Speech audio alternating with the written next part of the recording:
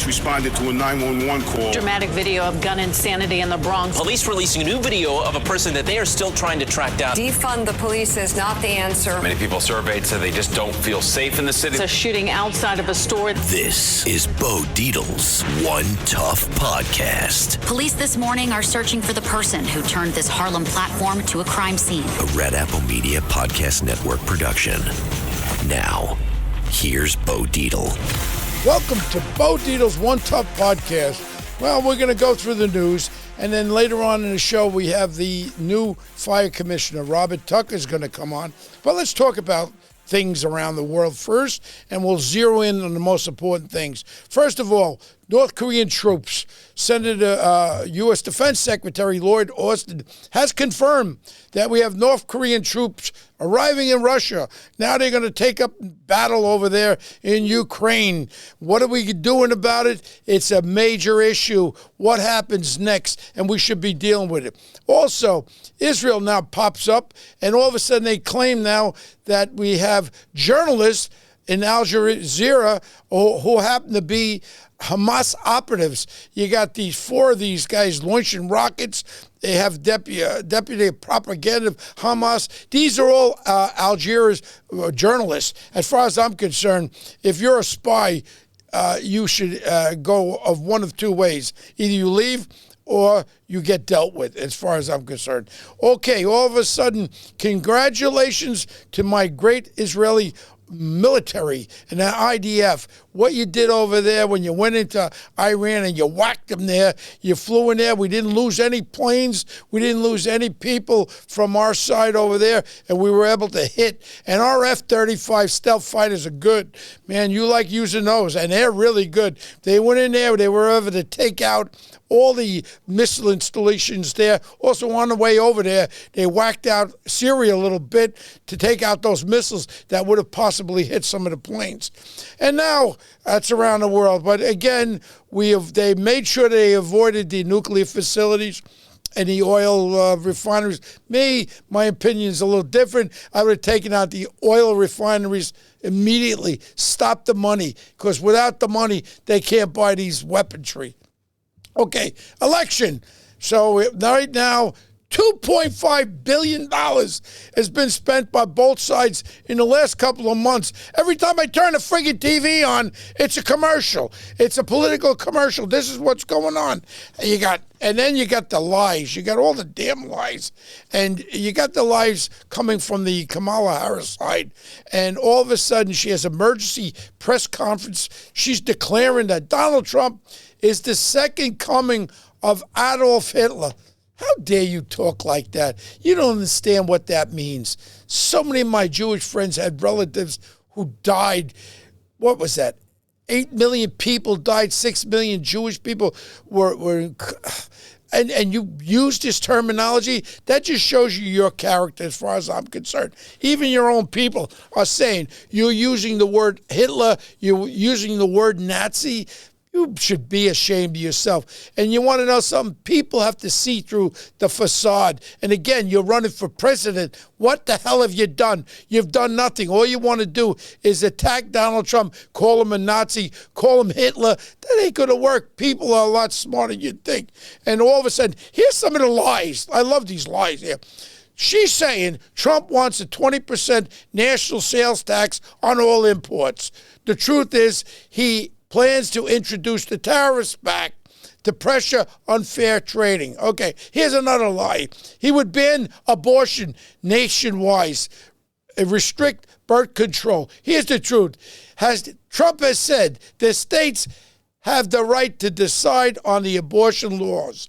He supports insurance coverage for IVF treatments. So this is another one of her lies. Here's another one. She goes, just Google Project 2025. First of all, I have no idea what this crap is, but for some reason she's obsessed with this. The truth is, Trump denounced this Project 2025, which was created by an independent think tank and contradicts completely their platform. Okay, why is now Vice President Harris to take it away from Biden.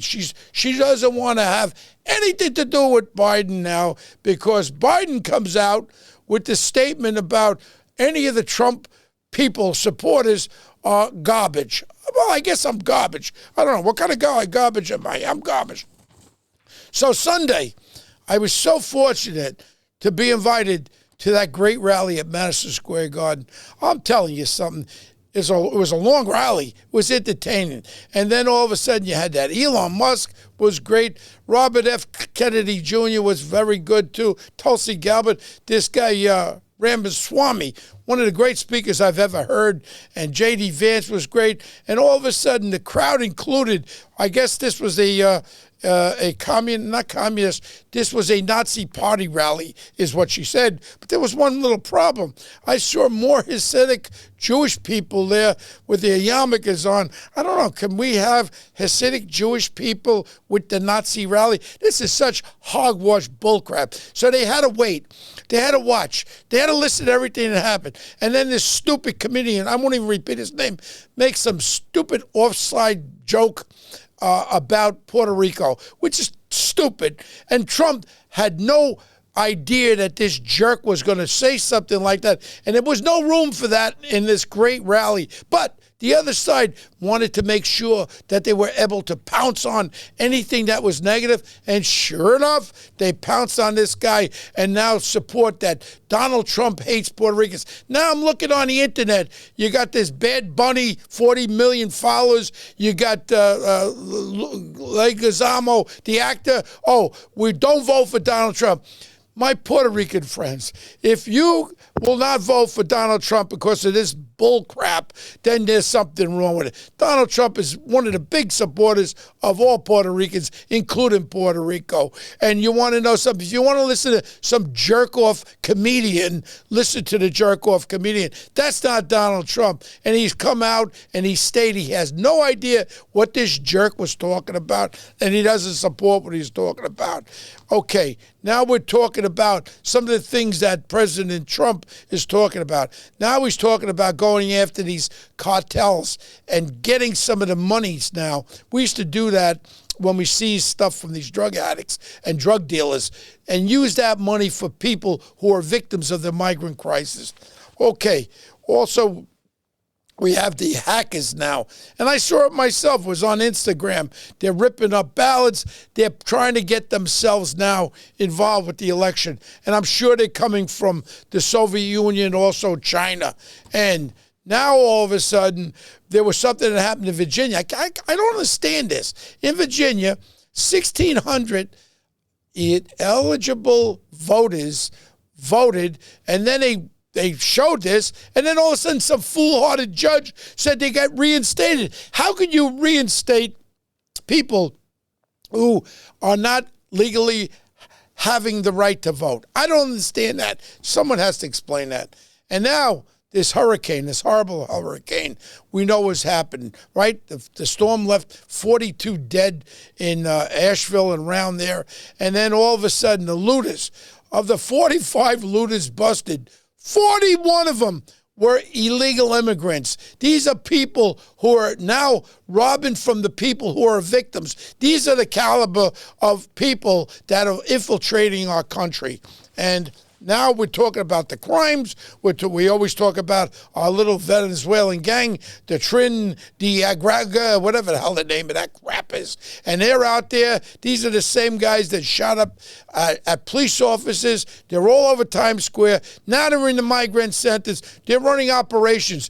Oh, they want to know about the organized crime families, the Gambinos, the Lucchese's, the Scungilis. Hey, they got an organized crime thing going right now in a migrant center. Cops can't go in there. They bring all the stolen goods back. And this is what's going on right now. And now with the juvenile, they passed a law in New York State, raised the age law. So now 16 and 17-year-olds are housed in the juvenile detention centers. Now, I remember when I was a cop and a detective, we had the adolescents with were mingled in with the juveniles, and it wasn't a very good outcome. As far as I'm concerned, If you're under 16 years old, then you go to a juvenile place. Over 16 and 17 should be facilitated into an adult facility. There's no reason why young kids have to be involved with these older creeps that are going to cause damage to them. All right. Then we got this new thing going on, subway surfing. Where is the brain power of these young kids? You want to stand on top of a subway train? I mean, something is wrong with our youth to think that this is some sort of an excitement. It's not excitement. You'll die. Don't you understand?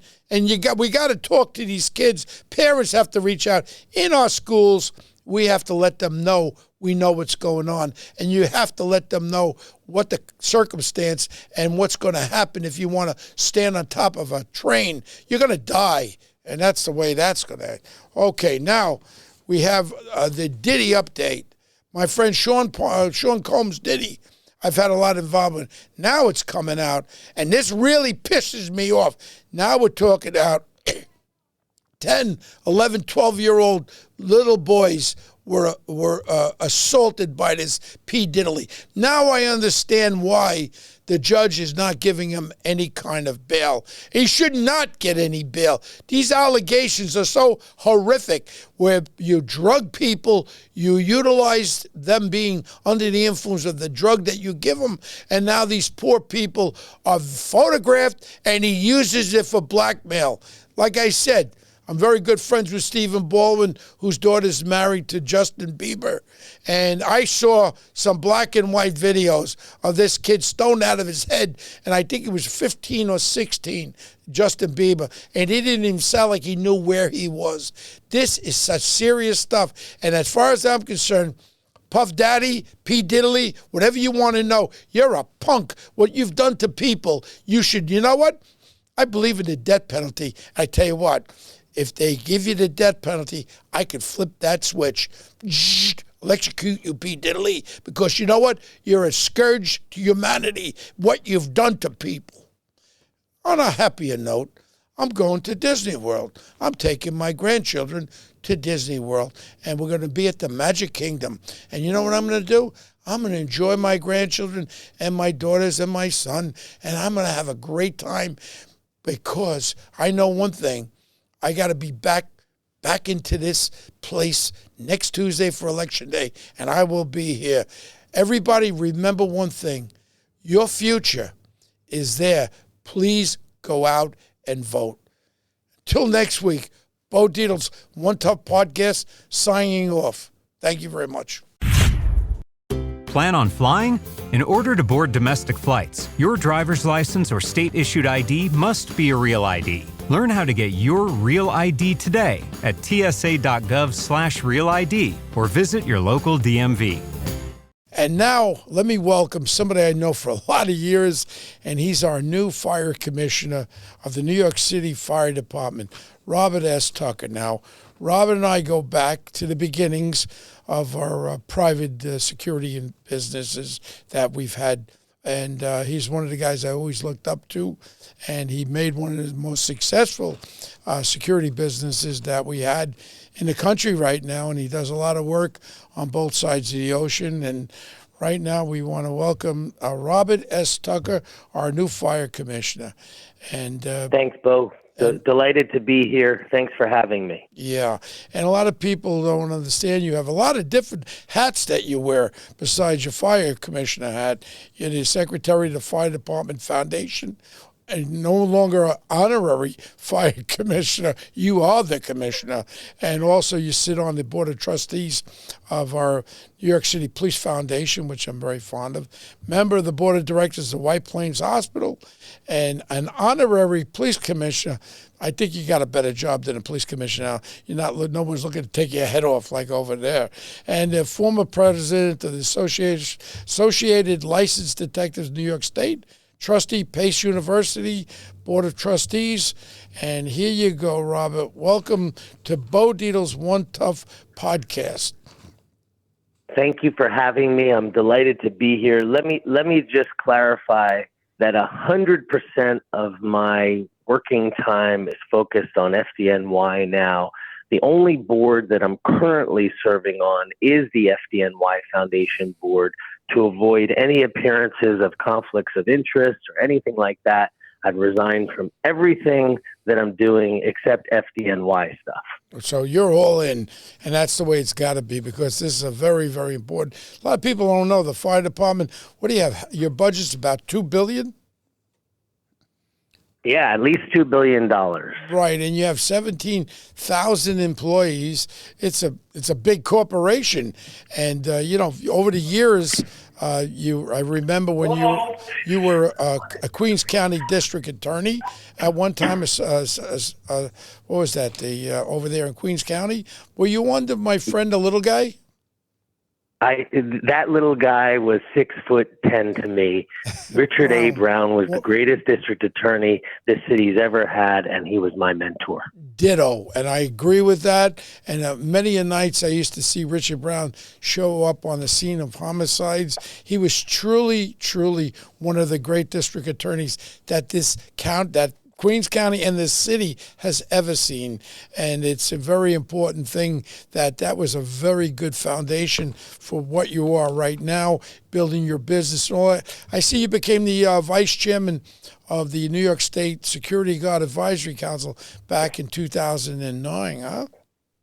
I did, but then I became the chairman. I know you were the chairman at one time, and the governor, David Patterson, appointed me chairman, and then Governor Cuomo continued me as chairman for many years. We started that group out on a lot of the legislation that we have with the security guard industry.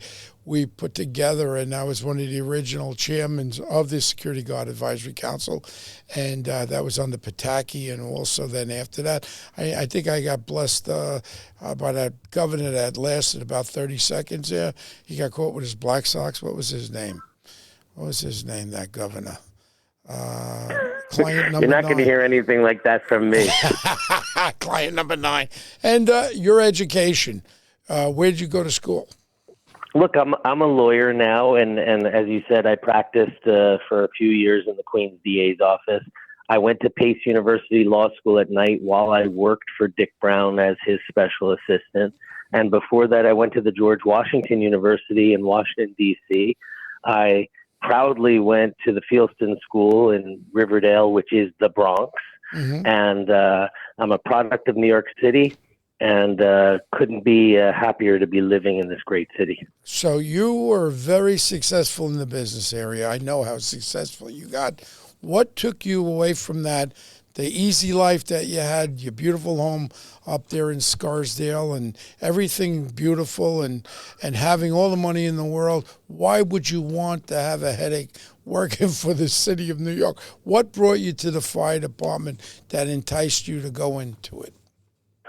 Look, I've always loved the FDNY. As you said in your lead-in, I've always loved the NYPD also, but the fire department has been special to me since I was a little boy chasing fire engines on my bicycle down Lexington Avenue. And I've always loved public service.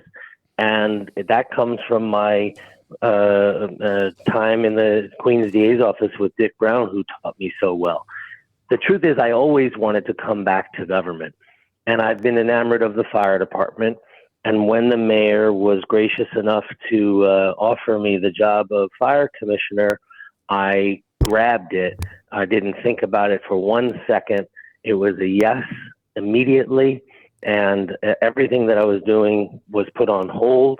And here I am about 90 days into being fire commissioner of the city of New York. Right.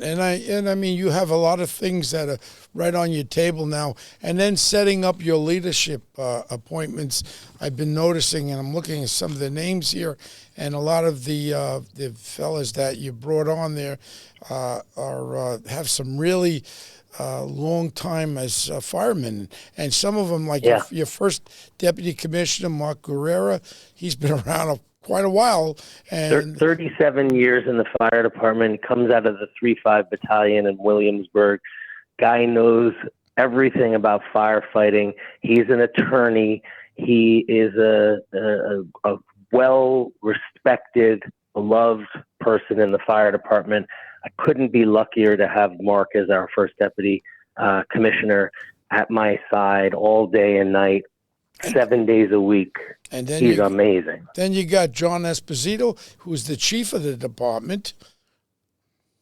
Yeah, John is another iconic member of the FDNY, comes out of the Special Operations Command. He was in charge of that. He then became the chief of fire operations. He's, again, another super well-respected firefighter. Really, really, really good people. The management team we've put together, including Mike Fields, the chief of EMS, they have hundreds of years of combined experience running major emergencies and crises all over New York City. The city is in really good hands with the members of the FDNY. And just to run really quick through, you got Kevin Woods, the chief of fire operations, another one with a great, vast experience on the fire department, Malcolm Moore and John Sirocco. I mean, you really put together, it looks like a dream team here as far as I'm concerned. One of the things that I notice is that you really put people that know what the hell they're doing, and that's probably one of the most important things when you become the head of a department like this, is to bring in that support and that experience that you just can't buy in college. You can't put a young college master's degree person say, well, you're going to do this. These are people that have done it, walk the walk, talk the talk, and I'm sure, and I know with the years that they have, they experienced what we all experienced on 9/11.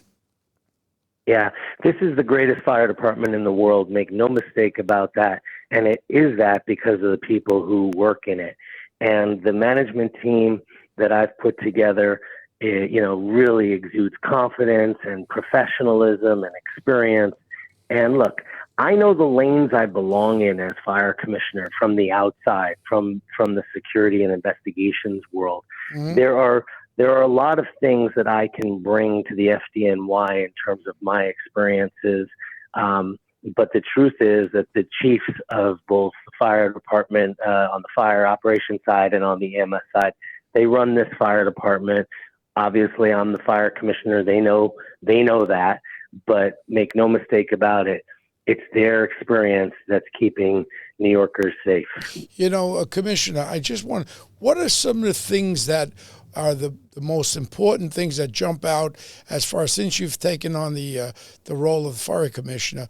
What are the main things that you feel as though you have to deal with right now, immediately? Yeah, look, the first thing I had to deal with is installing an incredibly competent management team and getting them all sworn in. We've done that now. I'm very focused on EMS response times. This is a big issue for us in New York City. The medical side of the FDNY is very busy. Over 50% of what our fire trucks are doing today involves medical emergencies. And so the fire department is fast becoming a large, healthcare organization. Mm-hmm. And getting help to people, particularly in underserved communities where there are no hospitals, is my biggest challenge and a big priority. Commissioner, a lot of people don't understand it. A lot of people don't understand whenever they see a car accident or they see something on the street, you see a fire truck show up, sometimes a lot faster than an ambulance that actually shows up. But people don't realize that is part and parcel. Fire department, emergency medical, all come together. And a lot of times when the fire engine arrives there, these guys jump off there and they're facilitating immediate medical emergency tactics that they have been trained to. And it's a remarkable thing. And it's just the omnipresence of having firehouses all over the place. To have that quick response is wonderful for our city, and we all do recognize it, And I appreciate that, Bo. The FDNY is on the front lines of public safety all over the city, as you've just recognized. Yeah. There's not an emergency that happens in New York City that our EMTs, paramedics, and firefighters are going to be on the scene. They're going to be on the scene of all of it, whether it's a terrorist attack, a shooting. It doesn't matter. The people of New York City are relying on FDNY, and trust me, they're in good hands. And by you leading it, I'm really excited and I'm really proud of you, but I know that this fire department will run as best as it can ever run. Also, one of the big things that I know about is this lithium battery thing when they're storing these motorbikes in the garages in their apartments and all that. I mean, this is something, how are we dealing with that now, Commissioner? Look, lithium-ion batteries are here to stay. These e-mobility devices are not going away. The problem we have is that not everyone is using certified batteries. As a result, they're getting damaged batteries, they're getting poorly made batteries. The first piece of advice we're giving everyone, and I think it's penetrating because we're spending a lot of time on it, is buy a UL certified or a certified battery. Mm-hmm. That's the first thing. The second thing is, where possible, store and charge your device outside. Don't charge your device in your house. And if you have to, make sure that it is away from egress and windows and all the access points. People are dying less now because I think they're listening to us, but we've had 5 deaths this year, 14 this time last year.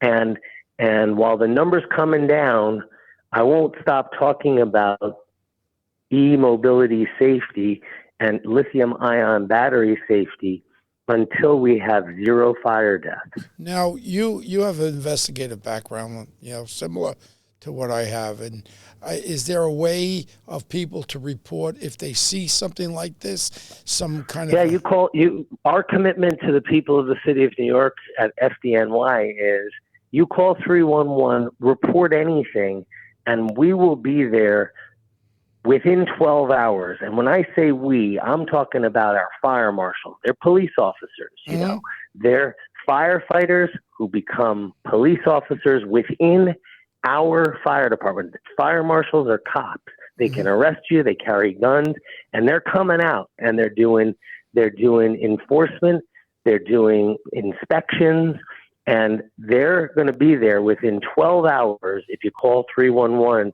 and tell us you saw something. So Trust me, 311. Our fire inspectors are out there all the time. There's a task force of multiple city agencies working on inspections, but our fire inspectors and fire marshals will be there within 12 hours if you call 311 and report something. And then one of your big campaigns, I know, is the recruitment. And, New York City is a diversified city, and we should bring more of the people that reflect upon the people that you're helping in the fire department. And I'm 100% behind that.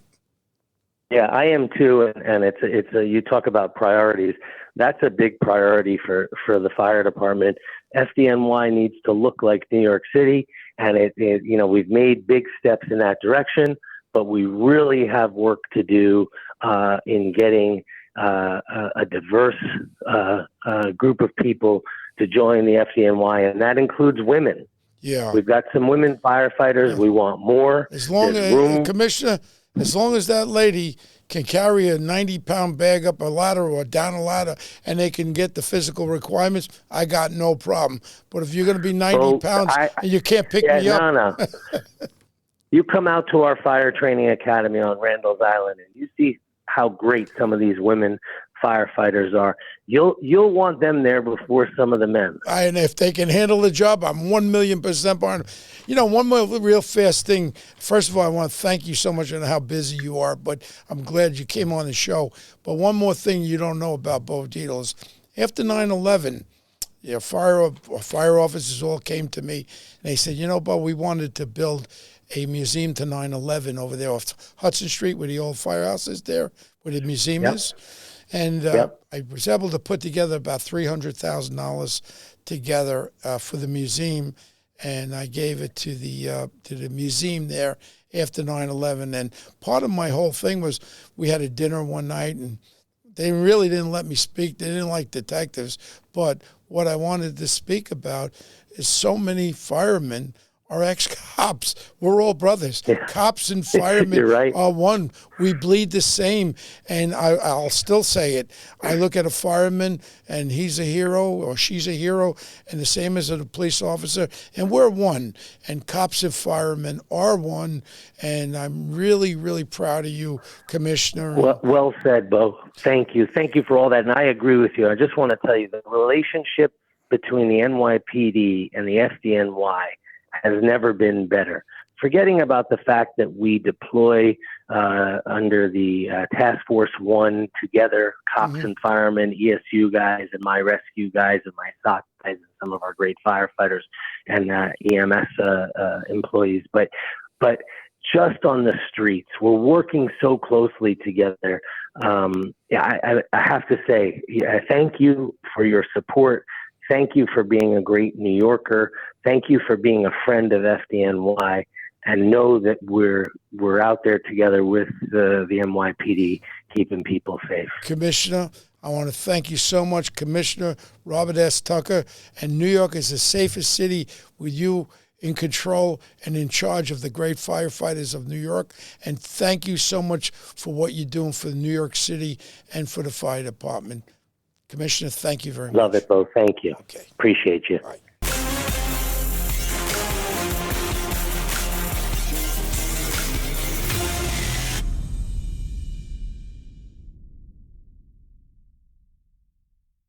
Hello, folks. Larry Kudlow here. Pay attention, because China is leading the largest anti-American alliance since World War II. One that's already dumped U.S. bonds, grabbed 43 million acres of our farmland, and is plotting to dethrone the dollar. That's why IRA and 401k savers are protecting their savings with gold. Please go to freegoldguide.com/Kudlow or just call 800-621-3908 for your free gold guide on how to protect your wealth with gold 100% tax-free.